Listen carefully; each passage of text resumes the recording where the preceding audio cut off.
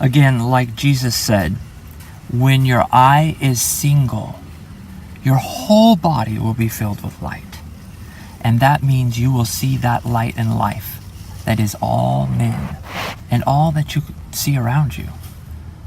For it is truly one. Now, to go through linear time in that line, that L that you are, E-L, is an immortality. But we want you to have both. Don't replace immortality with eternal life instead. Because to me, that is spiritual death. Spiritual death is to know the eternal as well. And immortality is your place in it. And as you travel through your immortality, you see all as God, and you love them with all your heart, might, mind, and strength. And now you are like Jesus. Jesus is beloved, but he loves everyone. He says, love one and other, and not other, although we say another. And he says that is not an other. I see another, that is true. Nevertheless. And nevertheless is one of the hardest things that humans seem to have such a hard time saying the word nevertheless. Nevertheless. That man is worthy. Nevertheless. He is not above it. You see, one of the follies is this. As soon as you pass a test, you say, now I'm above it. Uh-oh. You are setting yourself up for a fall. Because God is not above anything. For God is all things and never says, I'm above it. The one who wants to be above it would be more like the Lucifer principle. Let me tell you one more time about the tower. It is divided into thirds, like a pyramid, and all those labor below for the Pharaoh, who exalts himself on top and turns the pyramid into his pedestal. You don't want to be one of those. Now, if you are divided into thirds, every time you divide one whole into thirds, there's always a speck left out. Now, is God just a speck? A speck amidst what? Amidst all that is. Lucifer principle is this. He is a star, a sun. But there are innumerable sons of God, they said. For worlds without end have I made, and there is no end to my works. So, that little speck is not so little, yet he is not grander than the rest. He is just as grand, but not grander. God does not believe in God instead, for there is no one beside him.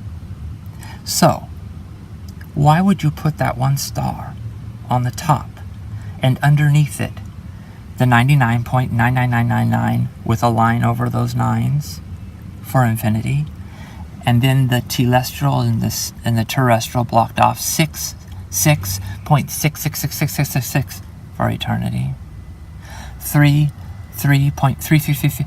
You see, one little grain is left out, and that little grain is what you call Lucifer.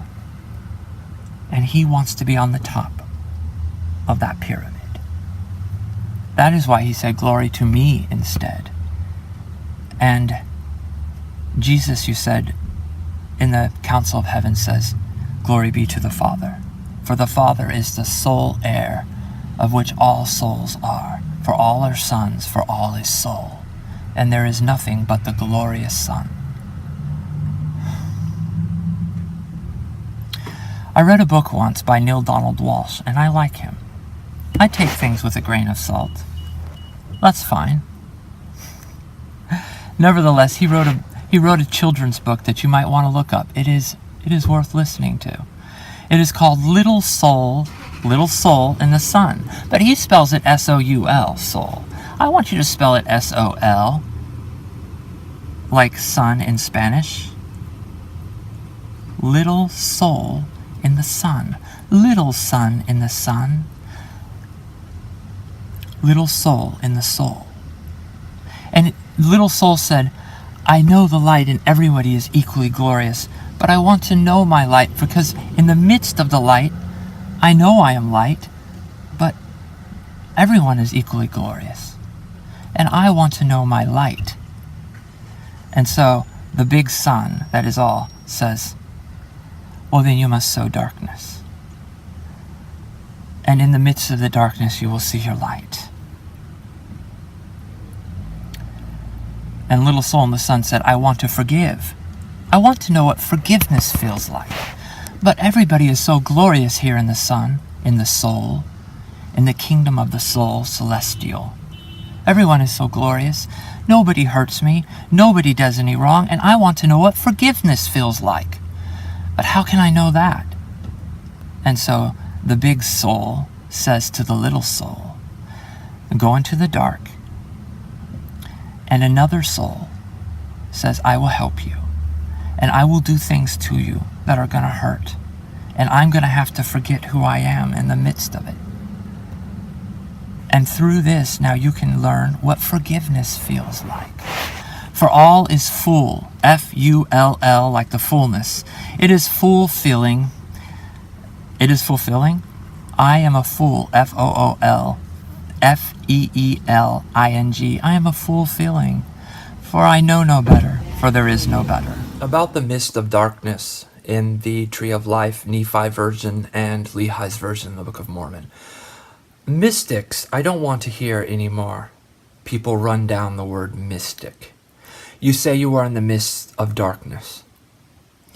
The mystic is able to see the one, even among the many specks, and does not just see separation. The mystic says, love one another. For whatsoever you've done to another, you've done to me. I ask you, please don't run down the mystics. Maybe you can't see through the mist. The mystics are able to see the mist clearly and still see through it. And that is why Jesus was a shepherd. In the midst of turmoil and chaos, where all see everyone as separate, Jesus came 2,000 years ago and said, love one another. He said, even your enemies, because he knows the truth. And that is the truth he wants to share, and he wanted to share with the world. The truth that was rejected. Now, I would like you to think about your church. How does your church teach that good news? Do you look at another and say, Christ said to love God with all your heart, might, mind, and strength, and love your neighbor as yourself. So I will do that so I can know God. Oh yeah, you will. But has it clicked yet in your mind? Has it clicked why that is so? And why one who loves God will automatically love their neighbor as their self? For all is soul, S-O-L-E. And that is solely the only soul, S-O-L, that is. And all souls are that soul. I am a soul. You are a soul. You are soul of soul. I am what I'm of, and so are you. We are of one. And amidst the me, the we, switch the W upside down. Sometimes when you look into the waters and reflect upon it, you will see that things look mirrored image. Me, I like to go, me, and flip it around, we. Those words are similar for a reason. Take the infinity sign, the 8, like the 8-pointed star. Cut it in half and turn the letters around, because little kids play with those little plastic letters. You know, they don't know at first the difference between a P and a B and a D. They all look the same. It's just like picking up an apple to them. Oh, it just looks the same. We have to show them this way means that, that way means that. But if you cut the figure 8 infinity sign in half, you might see a W, you might see an M, and you might see an M, and you might see an E. You might see a W, you might see an E. All is infinite, and the infinite is in the finite. And all is finite, and all is infinite. And Christ said, I am in the Father, and the Father is in me. And he said that about you too. And that is the good news. That's the good news that prepares us for the one day, the Sunday, the seventh day, the millennium, where we know all is Son, and all is soul, and all is soul. Sunday. S-U-N, Sunday. Son is again soul. A son of someone is a soul, like Solomon was the son of David. Soul. And we say that S-O-U-L. That is fine. But you're still saying it. And what is a son? S-U-N. There's a sign. In Spanish, it's S-O-L. It is soul. So Sunday is Soul Day, to remind us that there is solely one thing that every soul is. And that is Sunday, one day, El Day, E-L, like God. One line that is eternal, even in the midst of all the lines that are immortal, that seem separate. It is all one vine. The vineyard is all one vine, for vineyards come from the same plant. A good master of a vineyard knows that he has a plant that is his prime plant, and all of the vineyard is from that one vine. If you've ever watched the Keanu Reeves movie, A Walk in the Clouds, there is that one vine that lasts through the fire. It was the original one. So every single plant on the vine is that vine. It's not holier than that vine. So that is the one line, which is L, which is E-L, which is God.